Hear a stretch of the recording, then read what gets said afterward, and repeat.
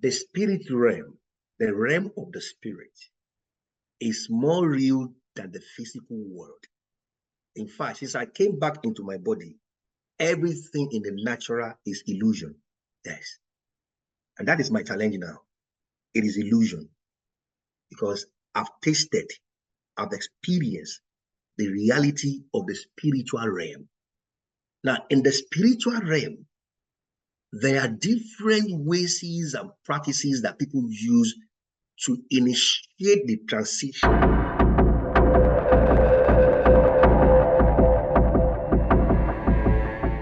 It appeared to me that its connection is a kind of frequency that you need to tap into the right frequency, and then you will be able to maybe get a different result. Okay, what I mean by that is for somebody that is listening and maybe wondering is that right now, me and Oluwafemi, we are in different places. Oluwafemi is in London. You are in London, right? Yes. Okay, I am in Verona, which is in the northern part of Italy. Now, how are we able to talk so that in a fraction of a second we are hearing each other? We are doing that because of all the trillions of frequencies in this world and in the universe. Me and him are connected through a single line. Yes. So which means everything that is happening within that line, we are able to connect, we're able to hear ourselves. If I talk, he hears me, I can see him. He can, even though he's not here physically with me, I'm not here physically where you are, we are connected. So we can hear each other. And of course, this is a technology that was invented only yesterday, which means if we can do it now, it has always been possible for several thousands of years before now.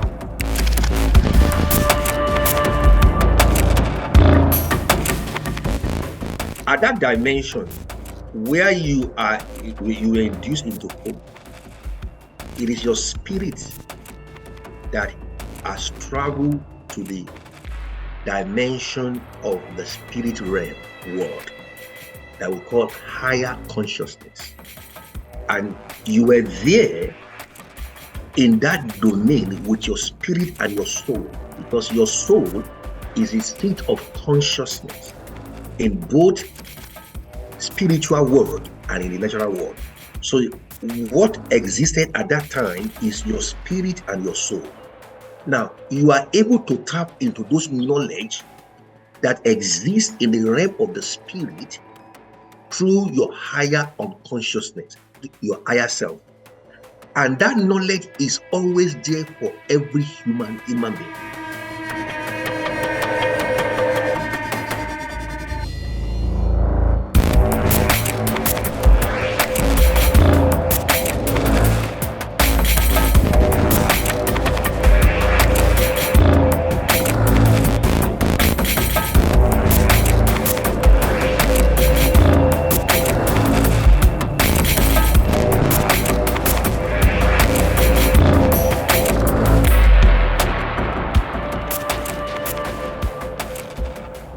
Good morning, viewers.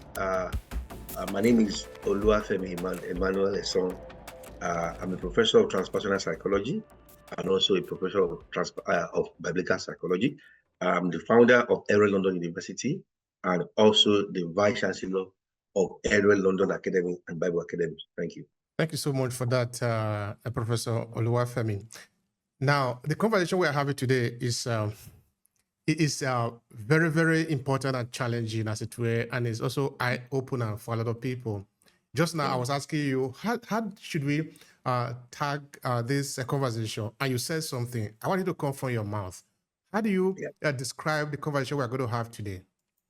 Yes. So the conversation we're having today is based on the real-life encounter that I have with all the medical evidence.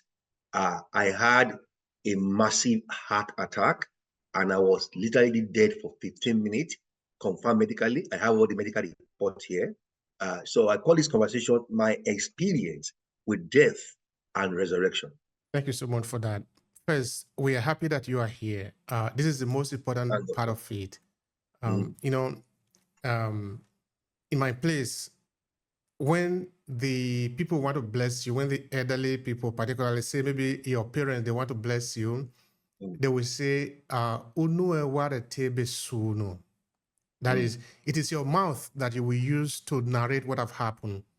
Of course, what that imply is that whatever has happened to you, you will be alive to say what have happened. Instead of other people coming to say what have happened to you, which means you are no longer here.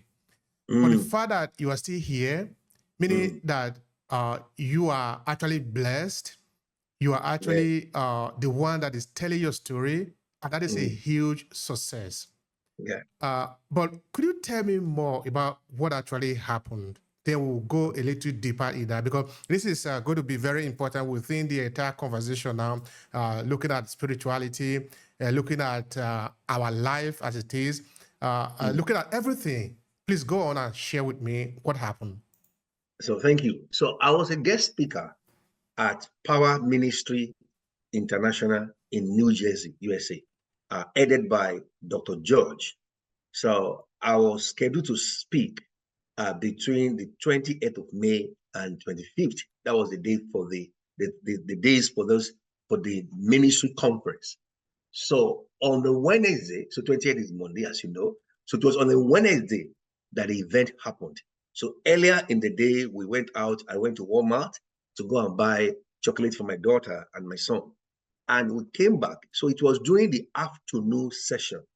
So in the afternoon session, I did a brief presentation introducing Every London University as a Christian university to the audience. It was a church auditorium full of ministers of God from over 50 countries of the world. And so I finished that presentation. Then I went to sit down. I was sitting down to Dr. Femi. As I was sitting down next to him, on the seat next to him, that was the only thing I remember in the natural consciousness. The next thing I found out is that I saw my body on the floor. My spirit has left my body. I saw my body on the floor, and I was looking at my body on the floor in the eternal consciousness. I was conscious of that, and immediately the spirit of death came by the right hand side. It took me by the hand. It came, and that was when I know I've died. So I was seeing everybody running etasketa, but they could not see me. I was looking at all of them, and death came. And so the moment death came, it took me by the hand, and the next thing I found myself in front of this dark tunnel. So at the beginning of the tunnel, right at the end, far end, I saw Jesus wearing white, glorious, shiny apparel, and he was standing at the end of the tunnel. So the light from his garment was beaming through the dark tunnel. The tunnel was dark. There are three things that happened to me that I was conscious at that dimension of reality. Number one, I was not afraid. I had no fear. I was not afraid. Number two, I was conscious that I've left my body, that I'm experiencing death. And then the third one, I saw death. It now started taking me through the dark tunnel. And when we went to the tunnel, we got to the end of the tunnel where Jesus was standing in his glorious resurrection power in his apparel. And he said to me, we had this conversation. And then the next thing he said, he called me by my first name. He said, Femi, you have to go back because of the assignment.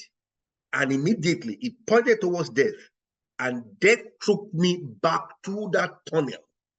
And when I came back, I saw the CPR was being performed on myself. I saw my body on the floor, and I saw the paramedics performing the CPR, and my spirit entered into my body through the crown of my head here, this middle. This is where my spirit entered into my body. And immediately I jack up, and I came back to consciousness, and everybody started clapping. I'm allowing people to reflect about that, because that is important. Then I'm going to share also an experience with you later in this conversation. This is something that I've never shared before. Anyway, we are coming to that. Now, you are an enlightened person. You are a professor, of course. You can go higher than that, no? At least from the field of education. And you are also teaching a lot of people. I want you to explain to me what you saw there? What is your interpretation of that? How does those images come to you? How do you even explain that for somebody who have not gotten enough awareness? Yeah, Mm, share with mm. us. Yeah. So thank you. I'm going to use, as you know, I mean, we have had several interviews on transpersonal psychology, and I one of the phenomena that we study in transpersonal psychology is out of body experience, near death experience. But my experience was not near death; I was dead. I have the medical record with me here, which I will send it to you. So the medical record is here with me. It was confirmed I was dead for 15 good minutes. Yes, for 15 good minutes. There was no pause. My nose and my mouth was foaming. Foam came out. And the guy, there is a white guy, a reverend from New York that was helping me. He held me, yeah. And when I took a deep breath and I gave up the ghost, and I was cold and there was no pulse. And that was when the guy started shouting for CPR. Now, this phenomenon can be explained by using the tripartite nature of man, according to biblical psychology and also transpersonal psychology framework of humanity. Man is a spirit. He has a soul. He lives in a body. What happened to me that day is when my spirit left my body, I became dead. That is death. What is death? The separation of the spirit from the body. That is death. That's it. The spirit left the body. However, the soul is eternal because the soul is a seat of consciousness in the material world and also in the eternal realm of consciousness. So I was conscious because I saw my dead body on the floor, and I was looking at everybody running etasketa in the church auditorium when it happened. So that was my spirit and my soul. So soul and spirit are eternal. So the soul is the seat of consciousness in eternity dimension of life, and in the material dimension of existence, that is the seat of consciousness. Now, this is what happens to me in 2017. I was walking.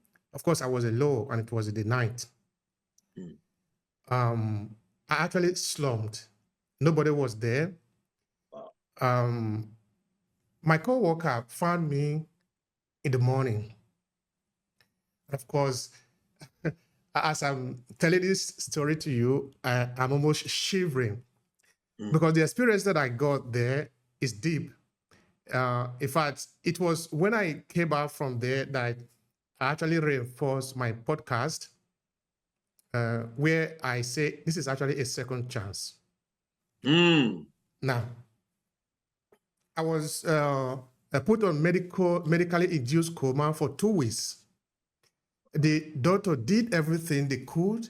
In fact, they told my wife have a pretty good record of what has happened because I didn't have a record of what was happening in the real world. But I have experience of what have happened because I still got the memory. It's clear in my head. They said they were going to try the last one. My wife was pregnant of our son. The stomach really was getting big. This was going to be very, very terrible if I had died at that time. So I believe really I was given a second chance. But throughout these 2 weeks of medically induced coma, I saw a lot of things that I'm beginning to piece together one by one. One of these was when you talk about death, I actually have saw myself die on a number of occasions in those periods. Not only dead, I will see myself be buried, and I was buried on a shallow grave. I literally hear people talking and walking by. They just pass and walk by. I will hear them. Then at a point, I will wake up like, I cannot stay here. I will wake up from the grave, then I walk again, and I'm alive and among the living again. It happened up to 3 times, I remember. I saw a lot of people who, in my interpretation, and I'm beginning to see that probably these are my ancestors who have come to my rescue, who have come to help me, to tell me that this is not your time. You haven't finished what you're supposed to do. It needs a lot of explanation to explain all these events. I saw mountains. I saw a lot of things that might even be difficult to explain in the real sense of it. But this is not a dream.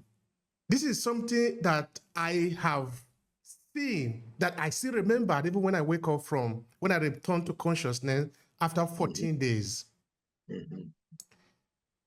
But I'm not able to explain every part of it because there are a lot of things in it. Let me give you a picture. In one of the many episodes that I see, because when I was actually chained to the bed, because okay, now I'm strongly because I was restless, so they had to chain me to the bed and all of that. I think before they induced me with medically induced me to be in a coma so that I can rest. I've gone to China. I got the image of a train, and I got a sort of an explanation of many knowledge that is available, but all this knowledge are crude. So that the message that came to me was, they are in their natural state. You can do whatever you like with it. So that, for example, the image of the tray that I got was, I begin to think now because of my work, I ask a lot of questions like, what is happening in Africa? Why is it that we can't find solution to the problem that we have? Maybe we need somebody that is going to come from somewhere to solve it. Like, for example, the question of electricity, the question of light. So the interpretation I got from that bulk of information that I was exposed to is, everything is already here. You don't need to, everything is already here. Do you want to build train? Train have been built for hundreds of years. You don't really need to evade things. The knowledge is there, just take it.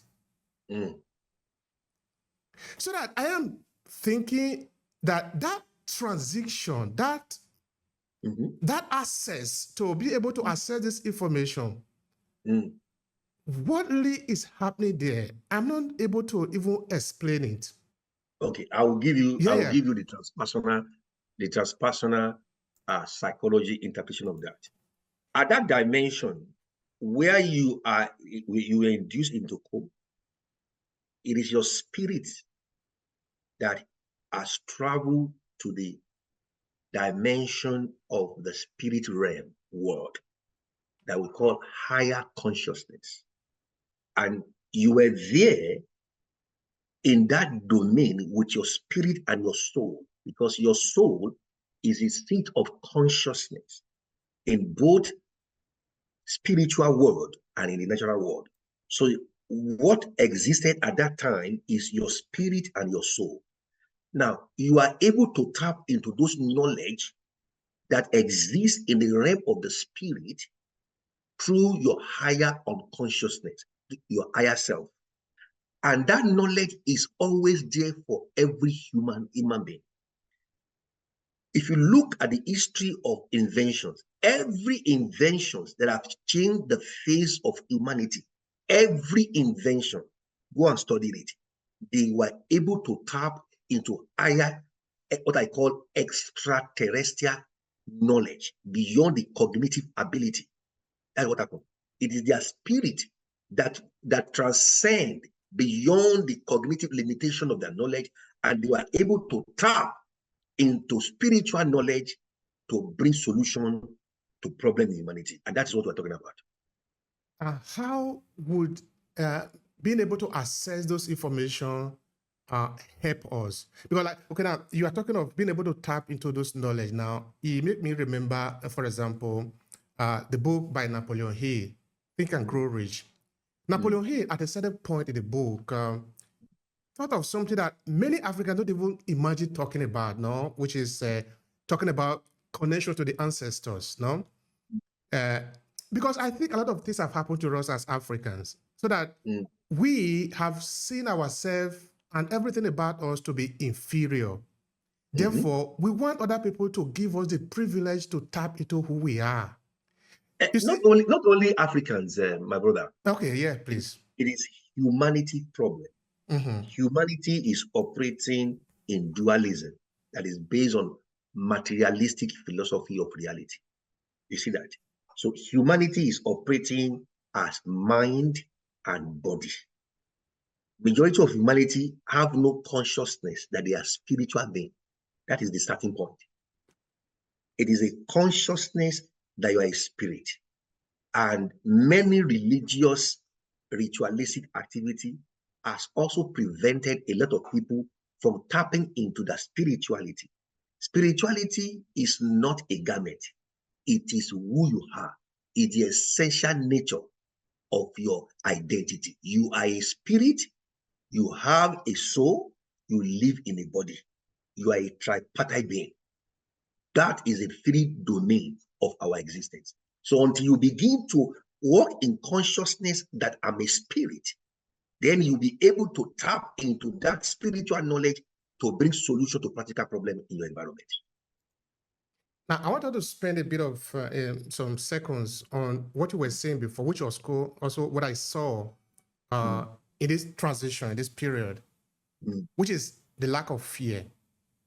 Yeah. Now, it is time where I was no longer conscious of what was happening in my immediate. Yeah. I was exposed to a certain form of consciousness, the higher consciousness, like you have explained. At that time, I didn't feel any fear. At that time, everything appeared to be very, very light. And everything appeared to be simple also. The point is, I'm trying to say here is that the reality that we live in, or what we're supposed to be living in our world, and that higher consciousness is almost like day and night. Yeah. But why are we not able to live that world where everything is accessible to us? Or let me say, in this world, everything really is accessible to us. But why are we blind to it? So that we don't. I will tell you. Yeah. I will tell you why I would blind to it. Now, if you look at the tripartite or trichotomy at nature of man, according to biblical psychology, man is a spirit. He has a soul. He lives in the body. Okay, this body is where we spend 90 to 98% of our consciousness. You see that? We spend that consciousness in this body. And the mind has been conditioned to feed on the need. If you look at Maslow's hierarchy of needs, so man is looking for water, for shelter. You see that? And his motion, his motive is to meet those essential needs for a man to survive.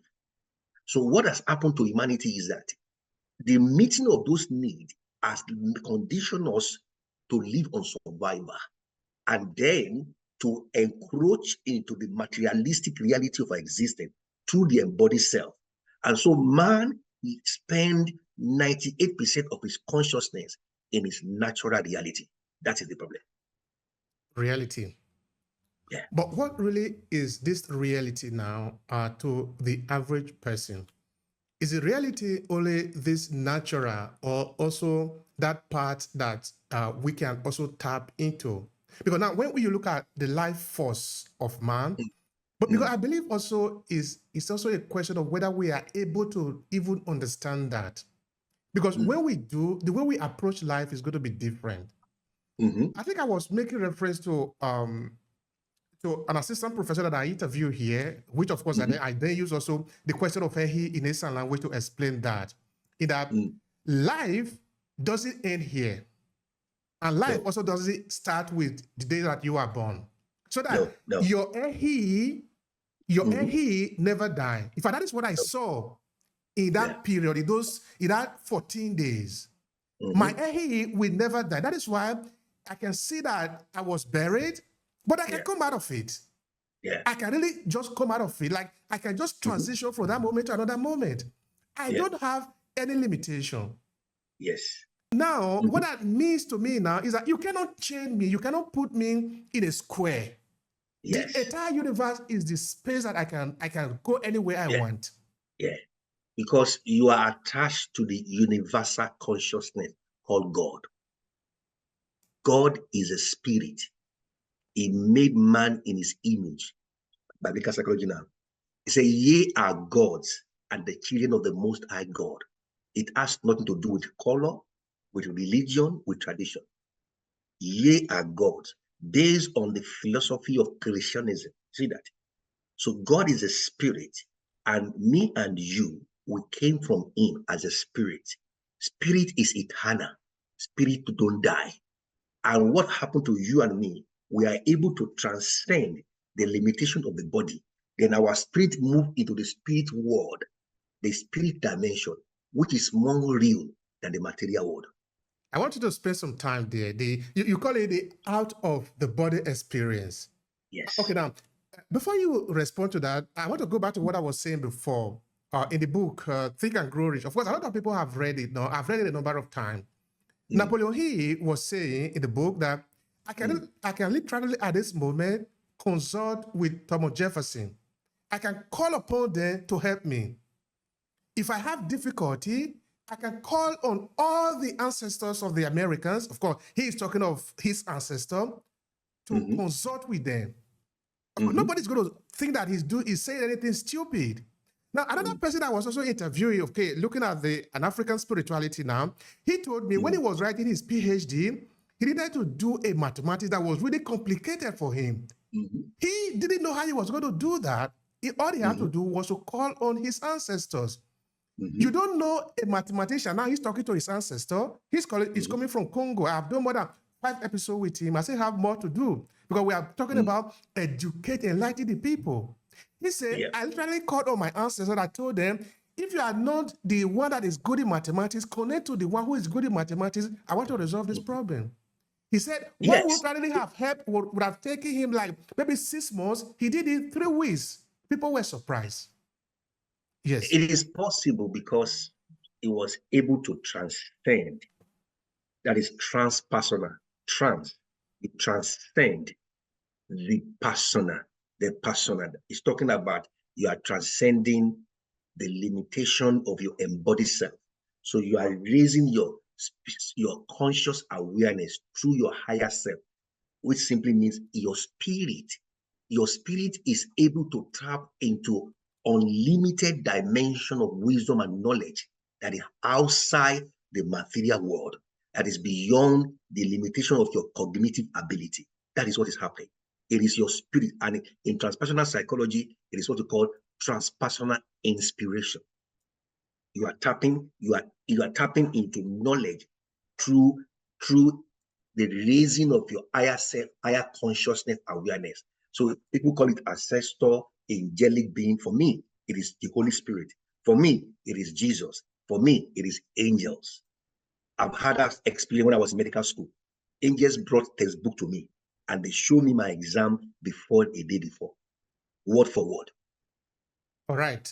But how do we journey in? Okay, because what have happened to me now is not something that I want people to experience in the sense of I don't want you to fall into medically induced coma where you are in between life and death. Or I also want to know that you don't want to wish people to pass through what you have passed through. Yes. But of course, you gain something. We'll come to that later. We'll come to the lesson later.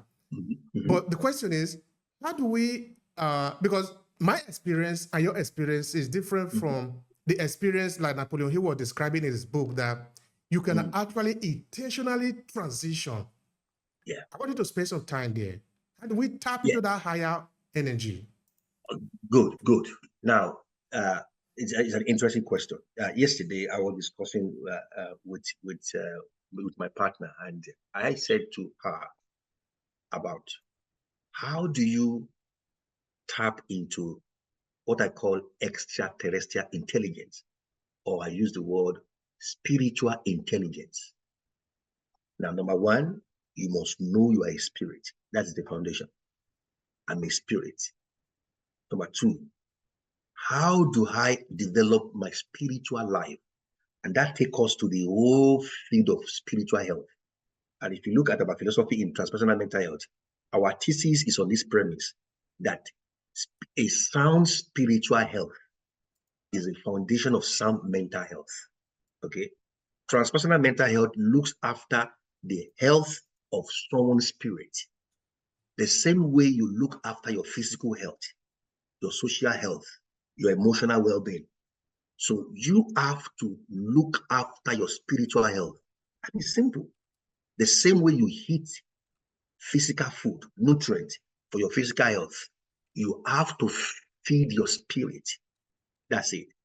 But what religion does is to prevent people from becoming spiritually independent to feed their soul, but to depend on ritualistic practices that is purely external and it's not internal. That is the problem. You have to feed your spirit. The same way you eat physical food, you must eat spiritual food so that your spirit man will begin to grow, and then you begin to elevate your spiritual consciousness to tap into this extraterrestrial intelligence that is outside there in the realm of the spirit. Thank you so much for that.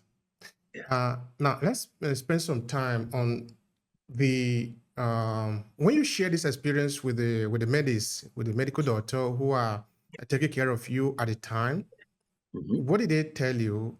What have been their interpretation of what have happened to you? Yes. So medically, as you know, sir, the brain can only survive without being permanently damaged between 5 to 8 minutes. I was dead, confirmed medically dead for 15 minutes. So that's the first miracle, that I had no permanent damage in my brain. So that's what they told me. They said, you are a miracle living. You were dead for 15 minutes and you came back and your brain was intact. So when I came back to consciousness, the first thing I was saying to them, Jesus is real. He's so handsome. He's good looking. I saw Jesus because I saw him. I saw him and I was so excited. And everybody were looking at me. They were like, wow. I was telling them Jesus is real. I saw Jesus. He's real. That was what happened. All right, Jesus is real, and you saw him. Yeah. Describe him to me. Give me the feature, a vivid explanation of what you saw of him. Beautiful. So when I left the body, when my spirit left the body and my body was on the ground and death came, it came by the right hand side. I saw death. That was when I know that I was conscious that I've left my body. I'm now in the land of the dead. I'm dead. I've died. I was conscious that I died. And then we faced the tunnel. So it was a dark tunnel. However, at the far end of the tunnel, Jesus was standing in his resurrection power with a glorious, shining white apparel. He's a tall guy, tall. He's not white, he's a lie. No. He looked like the Asian people in the Middle East. It's like a mixed race color. He's not white, no. So I saw him with his beard, tall. And he told me, Femi, you have to go back because of the assignment. He said to me, I have not finished the assignment. I have to go back. And so he pointed at me like this, you have to go back. And immediately death took me back through that tunnel. And I came at the top of my head. I entered back into my body. Now, that was the first encounter. 2 days before the operation, because it's a triple open heart surgery, that 6 hours of operation, triple bypass, because the 3 arteries to my heart were blocked. So they have to do triple bypass open heart surgery, 6 hours. 2 days before that time, the Holy Spirit said to me, said, Femi, on the day of your operation, we will come to meet you. He used the word we. So what happens, sir? That very day, yes, of the operation, which I have all the records there with me, as they wheel me into the theater, I have signed all the documents for the blood, for the anesthesia. I've signed all the necessary documents before they started. As they wheel me into the theater, and before they put on the anesthesia to me, immediately as I was landing on the bed like this, from the left side of the room, Jesus appeared. He walked in. This time around, the apparel is white, but it was not glowing. He walked in. He just walked past the doctor. He walked in, and he took me by the right hand, and he said, "Femi, let us go." And immediately he said that, my spirit left my body. I started moving up. I was looking on my body on the theater bed, and I was looking at all the doctors and the nurses. But this time around, we went straight into heaven. We did not go to the tunnel. He was by my right hand side. Jesus was by my right hand side. He took me. And sir, this sky that you see is not the real heaven. The heaven is the seventh heaven. There are layers. We enter into the seventh heaven through the gate. It is a real city, sir. Literally city with many mountains, fountains. I saw people that I knew in Nigeria, especially in our church, that died. I saw them. But the difference is that they did not talk to me. They were looking at me. And then Jesus took me through different parts of heaven. I saw choirs, angels singing. They were preparing. It's like a colosseum, like a stadium. We entered through the gate. It was exactly what was described in the book of Revelation. The gate, the street were paid of gold. The water like crystal, beautiful water, mountains, they're there. And there are different people, in their millions, different people, in different sections. And there were mansions. What unique place that I saw was I saw kids in their millions. They were coming, and I asked Jesus, "Who are these kids? Are they there?" He said, "No." He said, "Those are the kids that are waiting to come to this earth. That you were spirit in heaven, in eternity, before you manifest in your mother's womb." I said, "Wow." He showed me that verse of the scripture, Jeremiah 1, verse 5, that I knew you before I formed you in your mother's womb. He said, "Femi, all of you were in God, in eternity, in heaven, as spirit. And that's why you are eternal. Spirit don't die." Then the most beautiful for me was when he showed me the throne of God the Father. Sir, God the Father is light. And that light, exactly according to what is written in the book of Revelation, the light is changing every second. So once the light is changed, every second that light is changing, it's any color. So beautiful. And then the 24 elders were bowing down. I saw it. It was so beautiful. That was God the Father. And then after a while, we came back to this planet, to Earth. And during that time, he brought me to my house in Romford, in London. He took me to my bedroom. He showed me. He also took me to town center. He showed me an event that happened. And he prophesied. He said, "Femi, when you go back," because 2 days before I went to America, I went to buy a shoe in a shop in town center in Romford, here Essex in England. And the woman at the shop said to me, "Sir, you will come back and buy this color of this shoe." And Jesus showed me, it's like a video. He played that video part to me. And when he told me that, "Femi, you will surely go back and buy that shoe." Guess what? Yesterday, I went to the same shop. I found the woman and I bought the shoe. Thank you so much for that. Yeah, we'll have a lot to peel out from here to get it clearer for people to understand. You see, okay, let me put the question to you like this, the first one. How do you know that the person that you were talking to is Jesus? Did he say he was Jesus? How did you know that? You will know. Yes. Number one, I've seen Jesus before from the age of 11, 12. I've seen him in different visions before. You will know it's Jesus. See, the hole in his hand is there. You will see the hole. Yes. It is literally. It's not spiritually. Jesus is physical body. He has an eternal body. The hole is there. You will see the hole. Yeah. The hole where he was nailed to the cross is there. I saw the hole. He touched me. I saw the hole. Is that the only evidence that you have to prove that what you saw was Jesus, or was there any other thing? He has power over death. Sir, he commanded death to take me back. According to what he said in the Bible, he said, I am the resurrection, the life. Resurrection is not an event, it's a personality. And Jesus is a resurrection. He has power over death. He commanded death to take me back to my body. All right. Nobody can do it. Okay, now I want you to help me understand it. Okay, you see, I have more or less like a similar experience, only that, okay, like I'm telling you now, I don't have 100% of interpretation of what have happened, but I just give you the picture, no? And I also say that I believe that the people that I saw there, because I also saw a lot of people, they are my ancestors, I believe, but I don't have 100% certainty of that. Of course, this is a story that I will continue to share, looking for a better explanation, because I don't know all of that, okay? All right, fine. Now, this is my curiosity.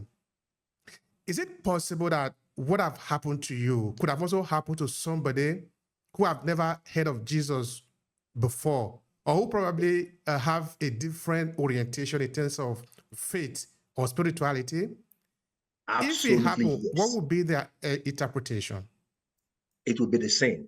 When is that, sir, you can go on YouTube. There are many people that have seen Jesus from different religions of the world. When you see Jesus, you will know it's Jesus. That's it. They know. You don't need to be born again before. When it appears to you, you will know it's Jesus. There are thousands of examples across the history of humanity. People that are not church people, they are not Christians, and he appeared to them, and they will know it's Jesus. You will know. So it's not because I'm a Christian, it's because he has chosen to reveal himself to me. It has nothing to do with my righteousness or with my prayer life. It is grace and favor, sir. He has chosen to manifest himself to me. And not only that, he told me on the day of the operation, he said, I will appear to you in 2 days' time. Guess what? 1 p.m., 2 days after, he came into the hospital room and he sat next to me. Physically, this is not spiritually.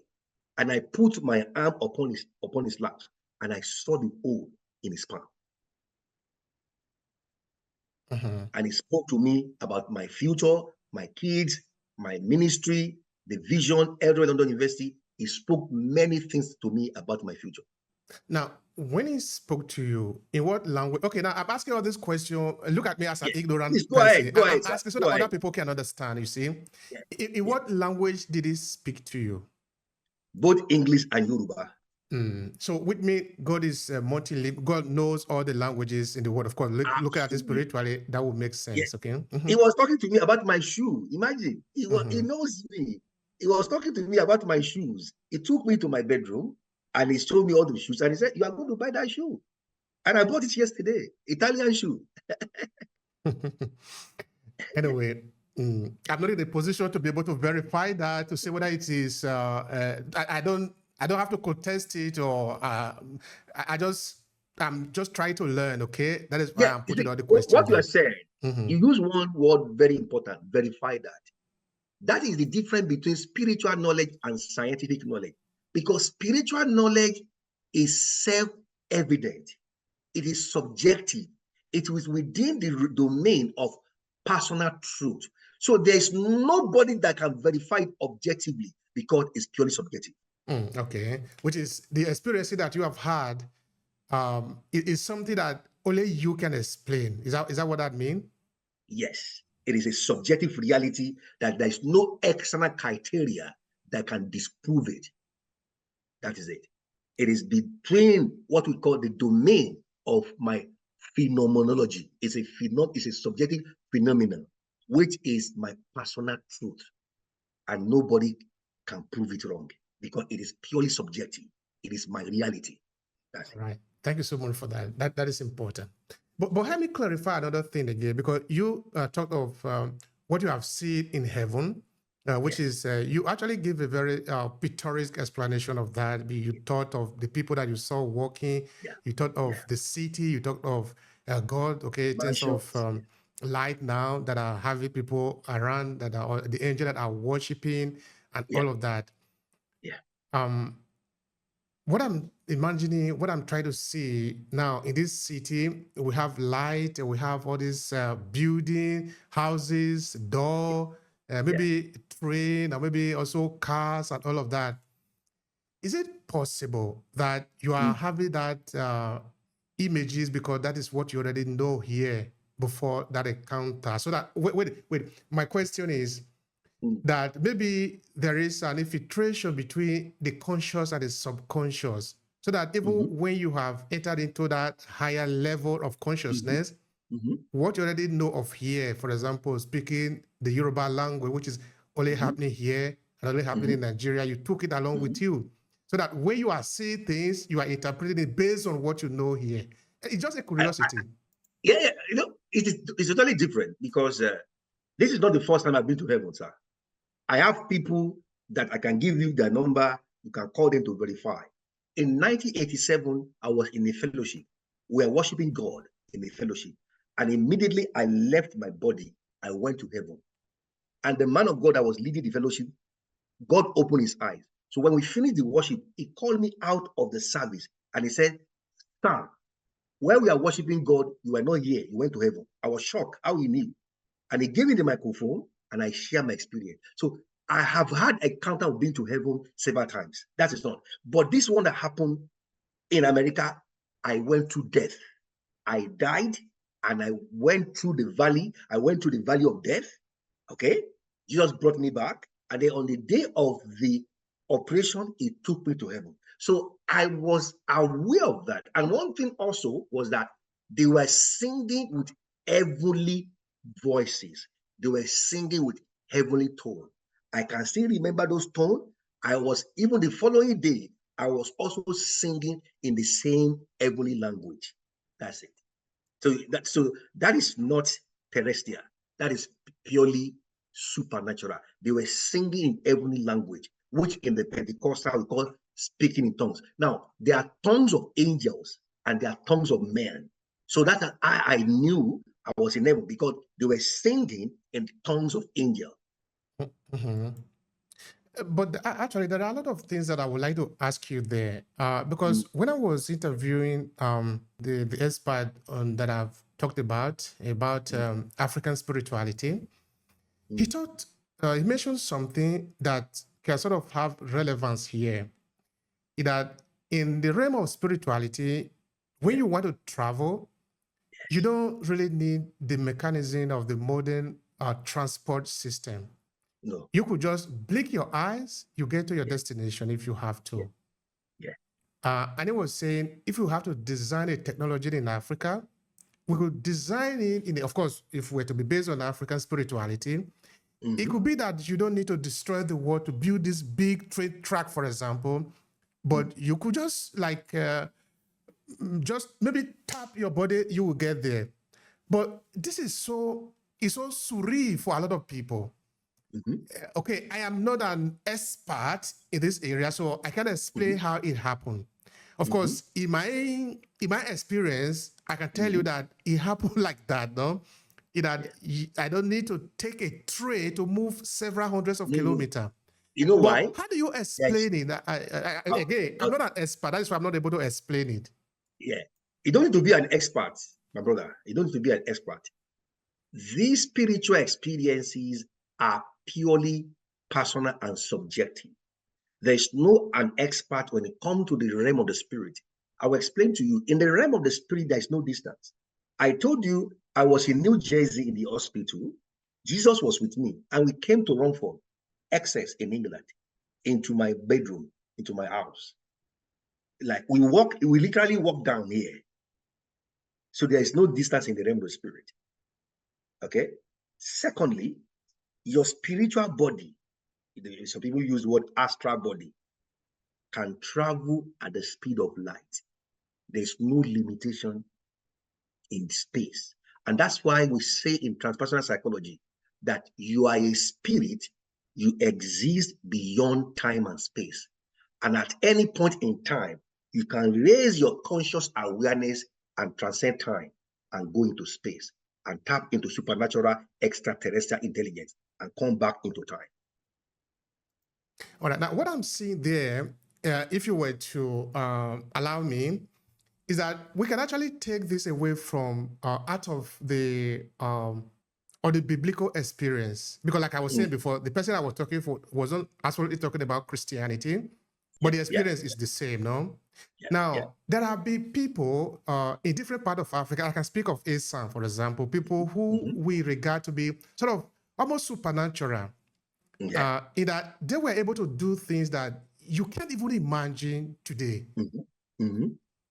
And these are things that happen between, there is a very fine, there existed, there is a very fine line, very small line that separates the natural and the supernatural. Now, it is said that there is no smoke without fire. If there is a smoke, something is happening there, we must find out. What I'm saying there is that there might be rumors that people can travel maybe by the granite share, or maybe with the by sitting on the leaf of banana, then they travel, or the break egg, they travel. Now, what I'm saying that I don't know how to travel like that. I am not a witch. I don't know how that power works. But I think there is something happening there that we don't know. That is what I'm just trying to imagine here, that there is something happening there that would, because everybody all across cannot just be saying the same thing and all of them would just be lying. That is what I'm trying to understand here. So I will tell you what happened. It is simple. The spirit realm, the realm of the spirit, is more real than the physical world. In fact, since I came back into my body, everything in the natural is illusion. Yes. And that is my challenge now. It is illusion, because I've tasted, I've experienced the reality of the spiritual realm. Now, in the spiritual realm, there are different ways and practices that people use to initiate the transition, into that realm. For example, I'm a born-again Christian. I'm a Pentecostal. I've been baptized in the Holy Spirit. As I'm talking to you right now, if I want to transcend into the realm of the spirit, I will start speaking in tongues right now as I'm talking to you. Right now. And I will start getting messages from the Holy Spirit right now as I'm talking to you. So, which me, or at least it appeared to me that its connection is a kind of frequency that you need to tap into the right frequency, and then you will be able to maybe get a different result. Okay, what I mean by that is, for somebody that is listening and maybe wondering, is that right now, me and Oluwafemi, we are in different places. Oluwafemi is in London. You are in London, right? Yes. Okay, I am in Verona, which is in the northern part of Italy. Now, how are we able to talk so that in a fraction of a second we are hearing each other? We are doing that because of all the trillions of frequencies in this world and in the universe.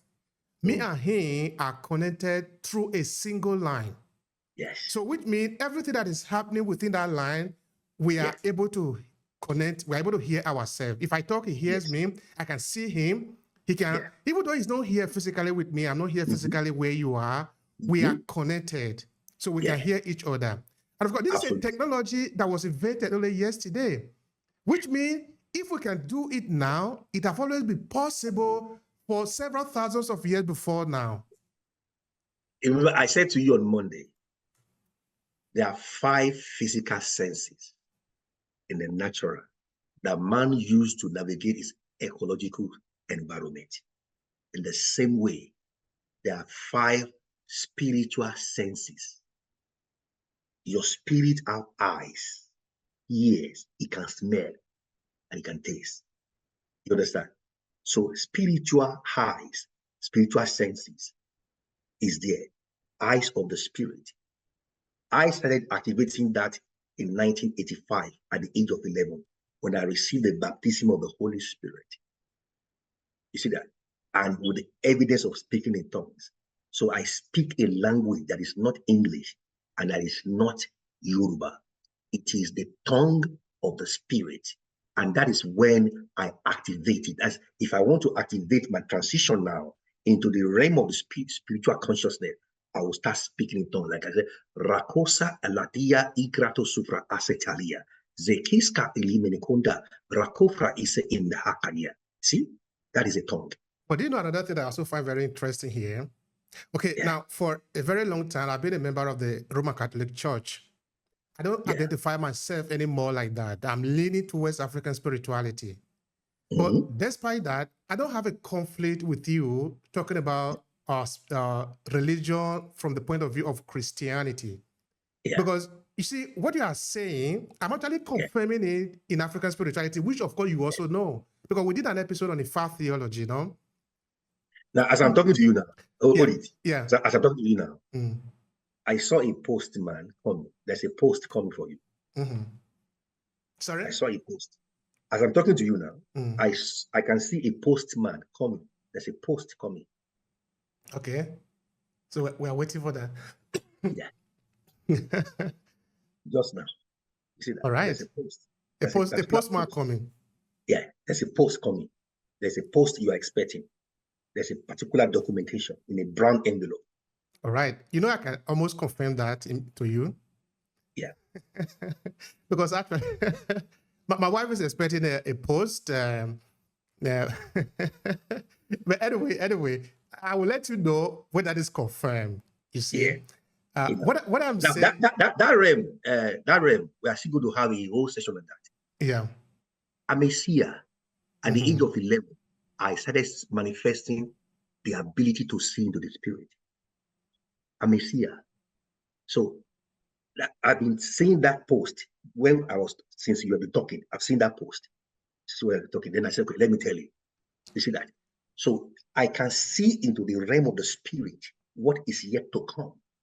That is an ability, a gift that I have from the age of 11. This has nothing to do with my education. It is my supernatural gift. They call it the office of the prophet. A prophet is a seer. They have the ability to see into the realm of the spirit. Now, our ancestors in the Ei culture, we have priests like that. They can see into the realm of the spirit, and they are not Christian. You see, I think what we are doing here is opening up the eyes of the people. It's helping the people to understand that, you see, I was telling you that the experience, the encounter that I had, there was no friction. All right, let me also confirm that again. When I was much smaller, I was going to the church, going to Catholic church. We were going there to learn catechism and all of that. Then we were often telling my mother, may her soul rest in peace, she's late now. At that time, she was not going to church. We would tell her, Mom, let's go to church. She would tell us that church or God is in your heart. She would never go.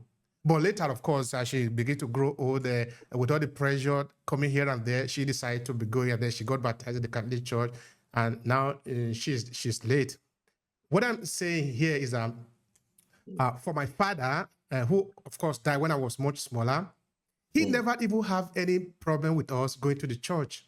In that us going to the church was not a free show to him. My father is a traditionalist. He worshipped his ancestors. But despite that, he never make any trouble with us that we are going to the church. I'm saying that to confirm the conversation that we are having now, that because I don't believe in the tenet of the Bible, it's not a problem for me to discuss it with you. No. Instead, I am learning. I am confirming what you are saying, that even in my African traditional belief system, it's in alignment with what you are saying. Absolutely. So I believe that in the spiritual realm, there is a circle I used to draw to explain to people that if you are an Islamic person, if your belief is Islam, that is one way to see the supernatural, or to see God, if you want to call it like that. God is in the circle. You can see it from 360 degrees. You can travel there. It doesn't mean that if you don't follow the tenet of the Bible, you don't know God. It doesn't mean that if you're not a Muslim, you don't know God. It doesn't mean if you're not a Buddha, it doesn't mean you need to become an African to know God. Let me even shock you, sir. Please go. And I'm about to step on toes. Many people in my Christian circle, a lot of people are just religious. They are not spiritual. They have not been able to transcend spirituality outside religion and fine-tune their own autonomous spirituality and tap into the realm of the supernatural, because there's a price to pay to do that. What is a price? What do you mean by that? Explain. Yes, you must be able to discipline yourself. Discipline. Then when you engage in fasting and prayer, which is not convenient for the flesh, see that? You must live a disciplined life, because what fasting does, it helps you to silence the voice of the flesh and your human spirit, so that your spirit and your soul can be elevated to hear from the Spirit of God. But people are so distracted with the mundane things of the world, and that's the problem we have. Thank you so much for that. Now, I wanted to talk about the lesson. The lesson is very important for me. Now, Yes. after my encounter, I came back from the hospital. Of course, I got there in a number of occasions for checkup for a few years because it was really complicated. The doctor couldn't find what was the problem with me. They did a lot of check. The money that was spent, if I were in Nigeria, I would be gone many, many years ago because we couldn't afford it. We couldn't afford it. It was very expensive. And of course, thanks to the Italian government and the health institution here, everything was paid for. So I could receive the treatment, so that if I go to the hospital for treatment, something that was very expensive, when I'm going home, they just tell me goodbye. I don't need to pay anything. And I believe this is what should be available for everybody, including those in Nigeria, so that more people can be alive. But what is the lesson? The lesson is important for me. I call it a second chance to be able to live the life that I want to live, which is why, for example, in A-Classes Media, we believe so much in legacy. In that, when I came out, that was when I redefined Obehi Podcast, where we decided to go in depth. We are really deep in our conversation. I'm not interested in bringing a guest here and say, hey, tell me your life in 50 seconds. No, I'm not doing that. If you have the time, let's do it. Let's take the time. Now, there are a lot of things attached to this. So in writing my 5-part book series, I deliberately go into storytelling. In that, let's learn the power of storytelling. Now, I have designed also a signature program for everything that I'm doing, and it is about own your story. It is important that you own your story, because when you own your story, you are registering yourself that you have been here. You are determining how you want to be remembered. You are deciding that nobody is going to give a description of you. You are giving a description to yourself, what you want to be remembered for. If I take up a book to read, book like Things Fall Apart, Children Achebe is no longer here with us. But I will remember how he wants to be remembered, because he decided to put it down. That is his story. You can't change that. Yeah, no. So I learned that I have the second chance to be able to live the life I want to live. It's not about money. If I die today, another 100 years from now, people will remember me, because I leave a dent here. You can't just, except maybe somebody make an effort to go and start cleaning out everything I have done, taking out all my book, burning it down, taking out the podcast that I've done. I've done more than 1,000 episodes. You go there and clean it, all of them. It will take you a lot of effort to do that. Because I'm intentional about this. This is what I really want to do. The lesson. What is the lesson that you learned from your encounter? Thank you so much for this. And I'm really appreciative for what you're doing, my brother. And the first lesson is that Jesus has the power over death. My brother, he commanded death to return me back to my body. So he has swallowed death in victory. The greatest fear of man is death. And Jesus has solved that problem. That is the first lesson that I learned. He told me. The second lesson, because when he came back the following day, 2 days after, doing the operation, he said, Femi, when I met you at the end of the tunnel, I did not ask you for your marriage certificate. I did not ask you for your divorce certificate. I spoke to you about your assignment. He said, Femi, we are all going to appear before the judgment seat of Christ and give account of our life. And that account is what you do with your gift and your talent. He said the most important thing that has eternal value is your destiny, your purpose, which is your Eli, what you have come to do on this earth, the reason for your existence. Why Olodumare has brought you here is the most important thing, not your certificate. Thank you so much for that. You see, that is important. Again, in our episode on Monday, and of course, we're going to talk about this again because I want us to talk about the idea of mission. Because the idea of mission is very important in our signature program, which is Own Your Story. But you own your story for what? If you own your story, you know what you are supposed to do. That is not for you. You said something important, Oluwafemi. That was that if you find your mission, if you find why you are here, if you find your gift, you also find that that gift is not for you. No. Your gift is to serve. That is important. We are coming to that. We are coming to that on a separate episode. Yes. You know, yes, I love what you're doing, my brother. I love what you're doing. Much. Thank you so much. All right. Now, this is my question. And I think it is also at the centerpiece of what you do as much as what we do, which is how do you bring more people into this consciousness?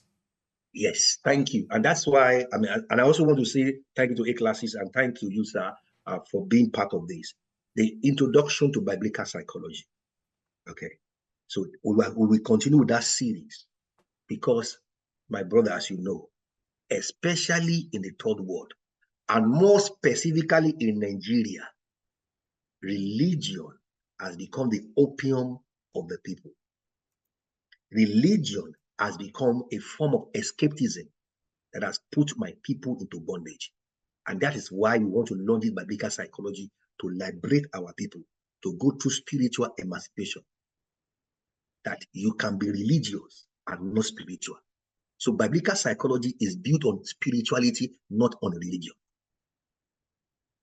And that is our mission in Aero London University. Thank you so much for that. And of course, many people can check out the university.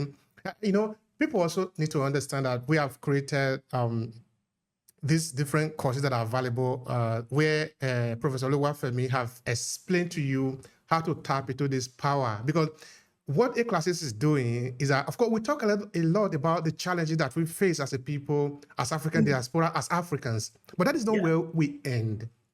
With people like Professor Oluwafemi and many other experts out there, we are co-creating solutions. In fact, the centerpiece of A classes media is that we co-create a solution. By co-creation, I mean, we are not just coming around within our organization and say we have the solution for the people of African diaspora. That is not how we approach it.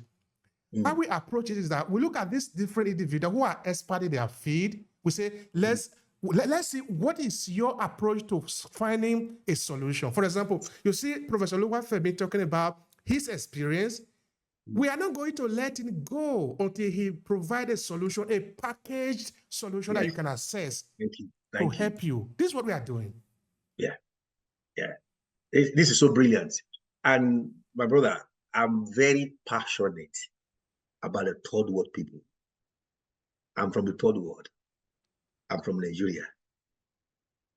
We have so much potential, but religion has been our problem. Religion, and there is psychology of religion, and there is psychology of spirituality, which is transpersonal psychology, and there is biblical psychology, which is also built on spirituality, and that is what Ancestral London University is doing. By the grace of God, we have pioneered the first faculty of biblical psychology, where we are looking at the psychology of spirituality in the Bible. You see that? And the goal here is to liberate everybody. Last night, before I went to bed, I was listening to Bob Marley. He said, emancipate yourself from mental slavery. He said, no one else will free us but ourselves. And that's what happens. The day you are able to raise your conscious awareness and transcend the limitation of your cognitive ability and tap into your spiritual nature, that is the day that you take the shackle off your neck and you set yourself free. And that is what is going to happen in Africa.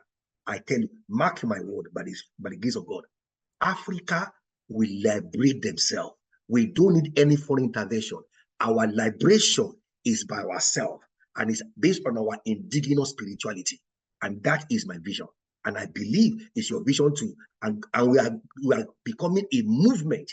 This is a movement, sir, that is liberating our people by ourselves. African solution by African people. And that is the dream. Absolutely. Thank you so much for that. I love the passion. I love the passion. You know, when you find your reason, which of course you find, because when you talk, people can see it, your service become a joy to you. Is that it's not how much can I get? Like, give me money. It's not that. It's that you find that you have a gift. That gift must serve people. That is a service, because we are here to serve. Yes. And we're also inviting people. Listen, it is important that you refine your gift. With Professor Oluwafemi, we are coming back again to talk about your mission. It is important. But note that if all you do is to know that you have a mission or to know that you have a voice, you are not going to even help yourself, let alone helping people. Because your mission or your power, look at it as your gift. Let me put it like this, your gift. Look at it like diamond or gold. You see, when you put the raw diamond and raw gold together, you can't even see the difference. They are like the same. They are the same dust of the earth. Now, you need to refine the diamond and the gold so that after you refine it, you put it on the earth's surface, you can see that it's a distinct difference between them. They are not the same. Yeah. So when we find our voice, when we find our gift, we need to do the work to refine it. When you refine it, when you start talking, your talk or your story will make way for you. Yeah. This is a possibility. And we have people like Professor Oluwafemi and many other out there. I know a lot of professors in the US, UK, Nigeria, who are collaborating with us. Yes. Our mission is to help you to liberate yourself. Yeah. They didn't say they are coming to liberate you. Nobody is coming to liberate you. You will liberate yourself, but you need the tools to help you. That is all that is all about. Thank you. Thank you for this. Thank you for this, wonderful opportunity. And I love what you said. It is about self-liberation. Because what happened to you, the day you discover your true self, you are free from the shackles of self-definition. And I would like to say this before we end this program. Whoever you look up to for your self-definition can cancel you. I will say it again. Whoever you look up to for your self-definition can cancel you. You don't need any human rights commission to give you a human right. You have the right to life because you are a God creation. Thank you. That is so powerful. I want to repeat what we said in the last episode. That was on Monday. That you also need to understand that you are a child of God. And if you are a child of God, you are God too. So keep doing what God is doing. If you even believe it. Because if you believe your God is the creator of this universe and you haven't created anything before now, you better wake up because you are a child of God. You are going to be abusing your God if you are not doing anything about that. Absolutely. Absolutely. Thank you so much, brother. You're welcome.